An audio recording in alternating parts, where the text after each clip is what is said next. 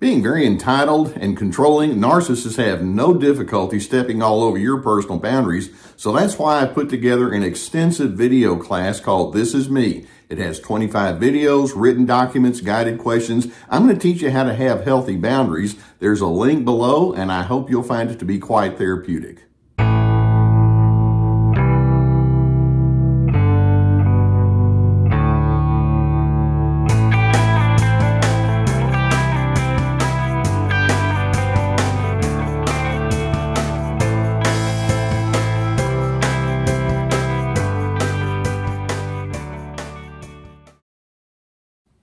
Most of you have heard the term trauma bond, and today I want to talk with you about the trauma bond that can happen as a result of a slow but steady buildup towards that sense of trauma. Now, many times when we think of trauma, we think of some very strong, powerful, overwhelming events like wartime experiences or having a very, very bad near-death accident or a sexual assault or being involved in natural disasters, things of that nature. And obviously that has its own emotional baggage that it brings with it. But then there's also a form of trauma that can happen because you've been exposed to very negative ongoing patterns or schemes from that narcissist that may not be tied to any one particular event, but it's just accumulation of the effect of it all. And many times I've spoken with people who've been in my office and they'll say, I've been with this person, and over time I began asking, what happened to me? I've just lost my sense of self, and they can be emotionally dysregulated or jittery, or perhaps just completely deflated. And today I want to talk to you about 8 different schemes or patterns that narcissists can be involved in that will create this slow burn, this slow buildup toward a trauma where you're bonded with them. And when I say trauma, there's a sense that says, I'm just on overload. I don't know what to do with what's been presented to me. Now, the first thing I want you to see that narcissists will do is part of them creating that bond with you is they make frequent use of what I call imperative thinking. Go back to your grammar school days and recall what an imperative sentence is. When something's imperative, it's very command-oriented, black and white, very directive, do this, don't do that. We have the words like have to, must, can't, should, supposed to, ought to, got to, need to, had better. Narcissists will perpetually come at you. They'll pepper you with their agenda. Here's the way things are supposed to be. Sometimes they'll say it point blank with those imperative words. Other times it's just given as just part of the way they look at you, like, you weren't supposed to think that way. But nonetheless, narcissists begin with the presumption you can't be trusted to think independently. Therefore, I need to tell you how things are supposed to be. And they make heavy use of that commanding imperative style of thinking and communication toward you. Now, a second scheme that they'll use, and this goes right along with that, and that is they're chronically unwilling to accommodate your separate ideas or opinions or preferences. It's only natural when you engage with other individuals, whether it's on a one-on-one setting or a group, that you're going to find out that there are places where you differ. The narcissist is going to think, you can't differ from me. You have to think like I do. And so if we differ, so it goes with the narcissist, that means you're wrong. And how many times have you thought, I don't even know why I should even bother saying what I say, because I know that I'm probably wrong anyway, which then leads us to a third of their schemes, and this goes right along with all of that, and that is there's a pervasive sense of invalidation. The narcissist will chronically dismiss who you are. They won't slow down to ponder, why do you think the way you do? How did you arrive at that conclusion? We know that one of the key ingredients of narcissism is a lack of empathy. So not only do they approach you with that imperative thinking, and then they won't accommodate your separate ideas or opinions, but then they just go straight into that invalidation. You don't know what you're talking about, or that's stupid, or why would I listen to you? And if you've been exposed to that over and over, it begins to wear you out. And then another of the schemes that they'll use, this is number 4, is that narcissists can do you favors And then they require an admiring response.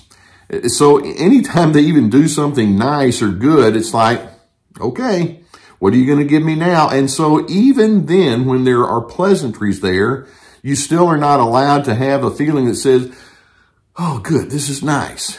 But instead, it's like, okay, what do I owe you now? Or what are you going to require of me at this point?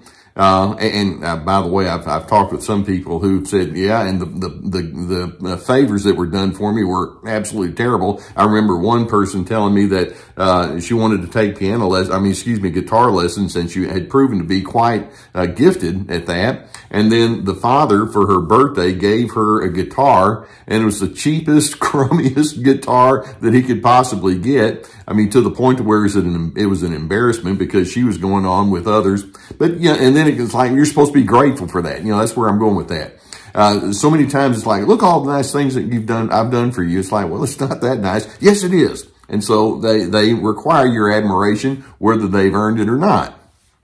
A fifth a scheme or pattern that's very common with these individuals is and this is really important, they love to set up what we refer to as a power differential. And this is so common with narcissistic individuals. It's like, well, you need to understand, I'm the one who knows things. I'm the expert. I need to have the final word. And so they'll pull rank very consistently. I'm the father here. Don't you forget it. Or at work, I'm the one who started this project. You just don't know what you're talking about. And so the implication is that you're never on level ground with that individual. They're constantly pulling rank on you.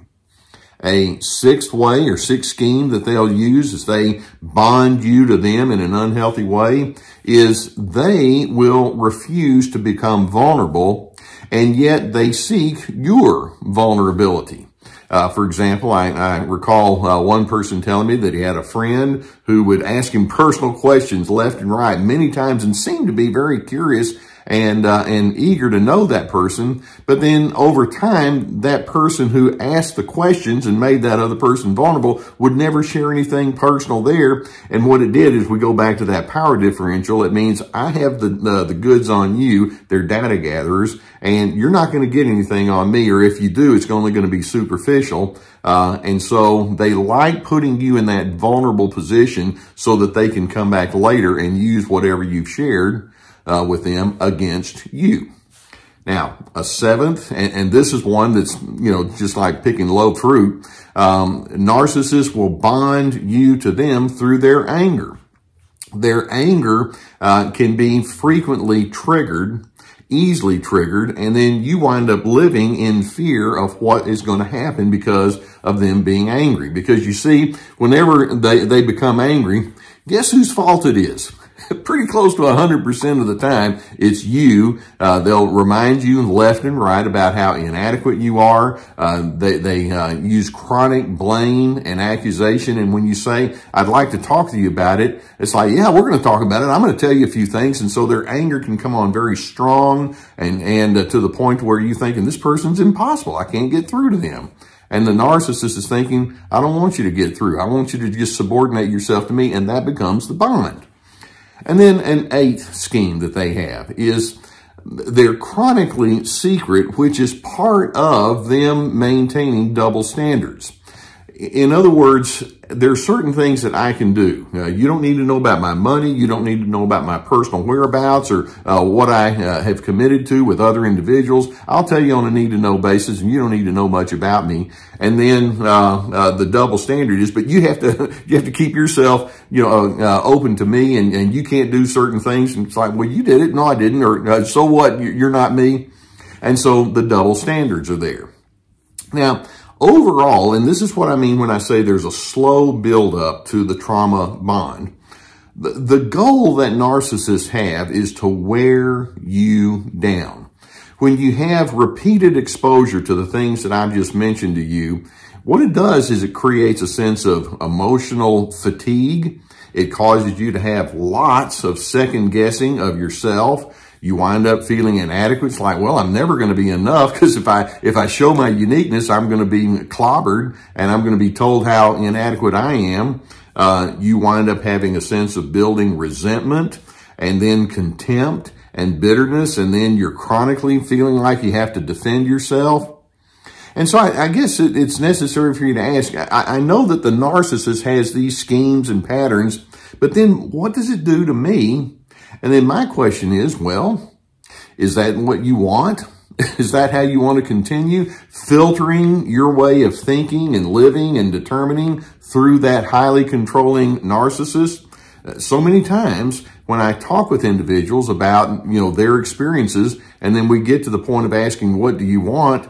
There's such a hesitancy that they have, or a feeling of defeat, like, well, it doesn't matter because I'm not going to be able to pull it off anyway.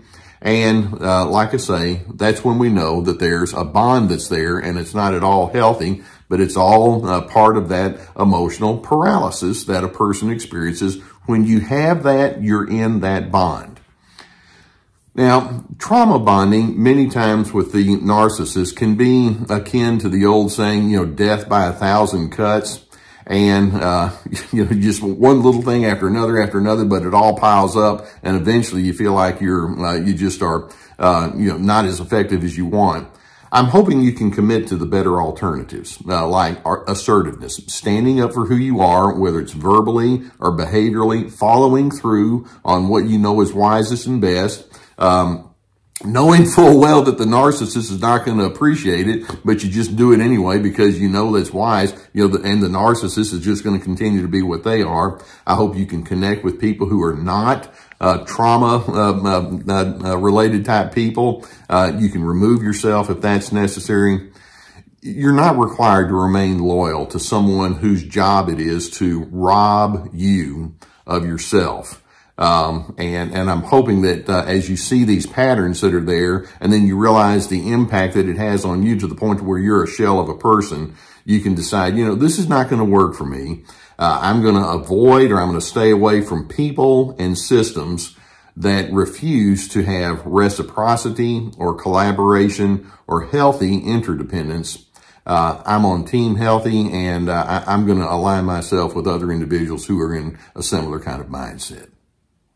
I hope that videos such as this can give you some good awareness, and obviously I want you to continue to watch other videos because it's a cumulative effort that we have here. So as you continue to learn, then it gives you more knowledge about how you can go in a different direction. If you've not already hit the subscribe button, I would encourage you to do so. I know that many of you would like to seek out some therapy, and you know that I'm sponsored by the people at BetterHelp.com. I have been for years. I'm so pleased to be associated with them. I've had plenty of good feedback. It's accessible, it's affordable, and if you go through the link that we have below this video, you can even get a 10% discount on the first month. And so please, if you have a need for therapy, make yourself available to the help you need. Likewise, I have my therapeutic courses, and these are intended to assist you in various ways. We have Ready, Set, Connect, many videos, and then written documents and guided questions that will carry you through that. Ready, Set, Connect talks about having connection skills, and then This Is Me about boundaries, free to be, finding yourself.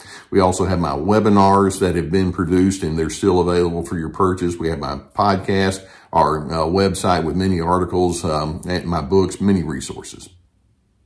There's a bond that can happen when you've had experience, when you have exposure over and over and over with these kind of patterns that I'm talking about, and you know you're trauma bonded when you find yourself feeling incapable of being true to who you really want to be. That's when you know, okay, the signals are ringing really loudly. I need to do something different.